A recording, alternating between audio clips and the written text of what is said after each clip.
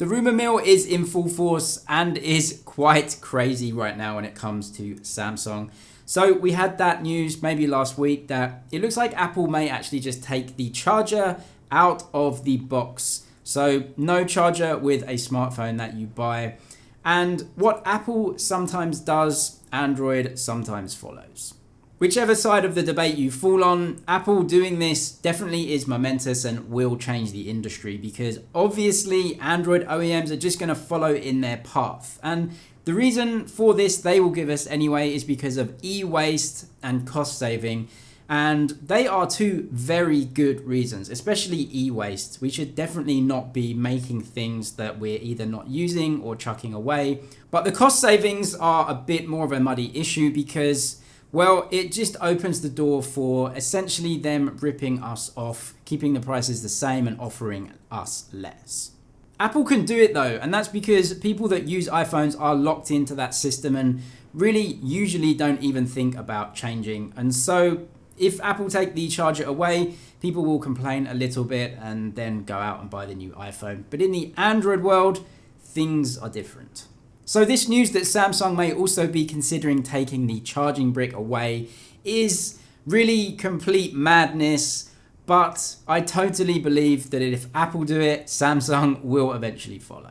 The problem Samsung have, and it's quite a big one, is that in the Android world, there is choice, hardware choice. You can change to a different brand's phones and really your operating system is going to be more or less the same, just with a different skin, but you can set it up however you like and get pretty much the same from a different manufacturer at a cheaper price than Samsung that may actually give you a charger in the box. When it comes to the Galaxy Note 20 series, it still looks like Samsung are going to include a charger. So yeah, that's a good thing, I suppose. But the news is that Samsung are definitely considering taking it away going forward. So that could mean the Galaxy S21 series, if all of this actually happens, just not having a charger in the box. And talking about ditching things in the S21 series, there are more rumors about the upcoming Snapdragon 875 and Samsung possibly ditching the 875 from the S21 phones altogether and using Exynos in all of their phones in all regions. The main reason for this is because of the 875's cost. There are two absolutely massive issues with this though. The first one is that Qualcomm holds licenses and patents in various markets, especially in the US, which is pretty much the reason why Samsung uses Snapdragon chipsets in that market anyway.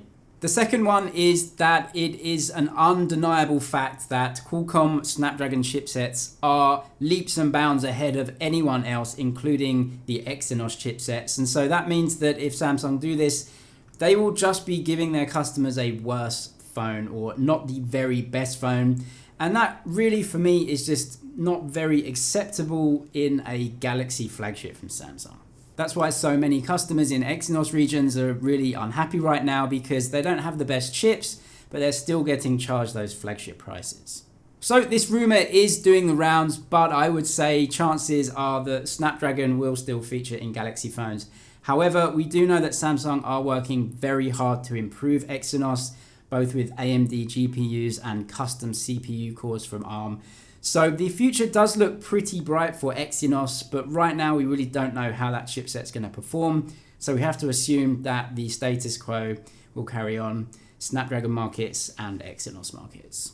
Also in the news, beans. Yes, these beans, called the Buds X officially, but yeah, they should be called beans. It's a much funnier name. And we get these also leaked by EV Leaks, as you can see here. These are the official renders. So these will be coming very, very soon. Actually in July, it looks like.